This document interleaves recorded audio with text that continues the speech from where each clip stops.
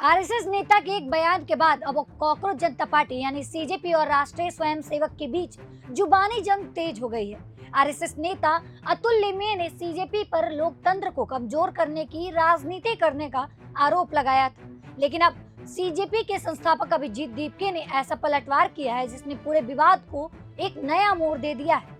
आखिर दोनों नेताओं ने क्या कहा और पूरा मामला क्या है, आइए जानते हैं पूरी खबर विस्तार से। दरअसल पूरा विवाद आरएसएस नेता अतुल लिमये के उस बयान के बाद शुरू हुआ जिसमें उन्होंने कहा था कि सीजेपी की कार्य प्रणाली को समझना बहुत जरूरी है। उनका आरोप था कि सीजेपी लोकतंत्र को कमजोर करने वाले सिद्धांत पर काम कर रही है और लोगों को लोकतांत्रिक व्यवस्था के खिलाफ भड़काने की कोशिश कर रही है।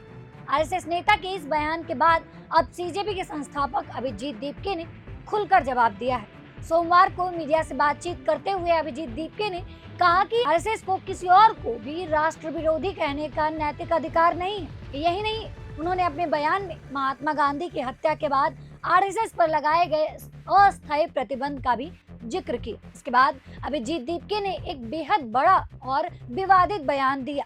उन्होंने कहा, महात्मा गांधी की हत्या करने वाले हमें राष्ट्र विरोधी कह रहे हैं। उन्होंने कहा, महात्मा गांधी की हत्या करने वाले हमें राष्ट्र विरोधी कह रहे हैं। महात्मा गांधी के हत्यारों को किसी और को राष्ट्र विरोधी कहने का कोई नैतिक अधिकार नहीं है। नाथूराम गोडसे पहला राष्ट्र विरोधी था।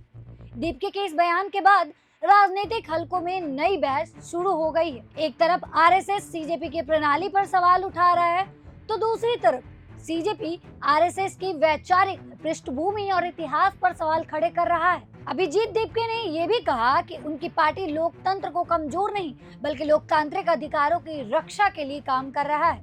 उन्होंने दावा किया कि छात्रों, युवाओं और आम लोगों की आवाज उठाना लोकतंत्र के खिलाफ नहीं बल्कि लोकतंत्र को मजबूत करने का काम है। गौरतलब है कि सीजेपी ने दिल्ली के जंतर मंतर पर करीब 37 दिनों तक विरोध प्रदर्शन का नेतृत्व किया था।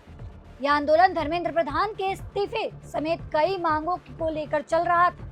बाद में कुछ मांगों पर आश्वासन मिलने के बाद 25 जुलाई को यह आंदोलन समाप्त कर दिया गया, लेकिन आंदोलन खत्म होने के बाद भी सीजेपी लगातार राजनीतिक मुद्दों पर सक्रिय बनी हुई है।